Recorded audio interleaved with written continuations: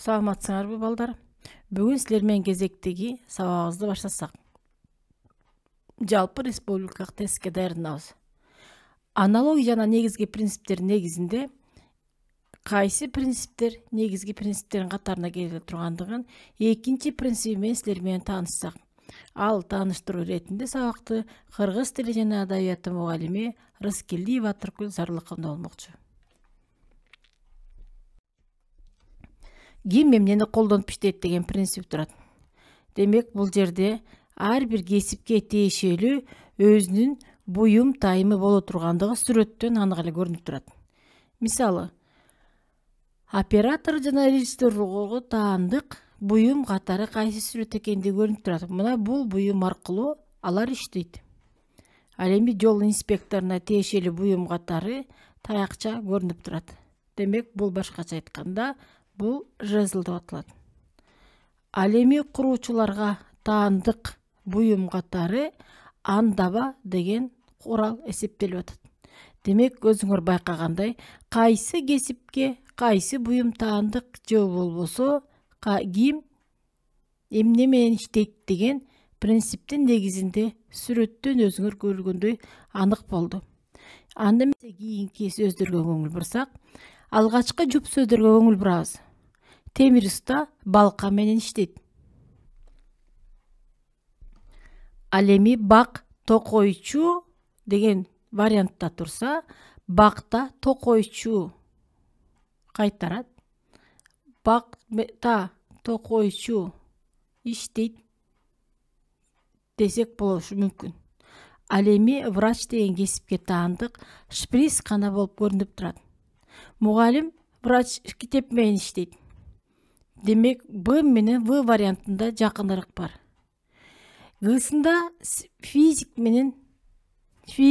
мыйзамдар менен иштеди.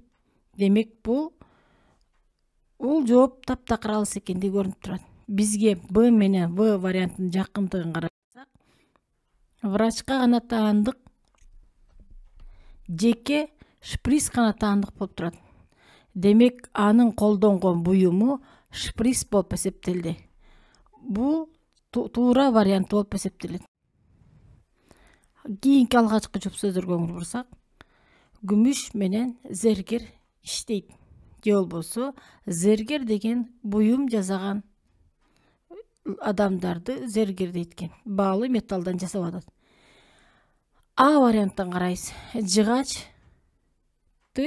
ара менен аралайт. Бул вариант таптакыр башка иштөө процессин көрсөтөт. Бда токойчу тактай менен иштейт. Демек, орун тартибин байкап атасыңар.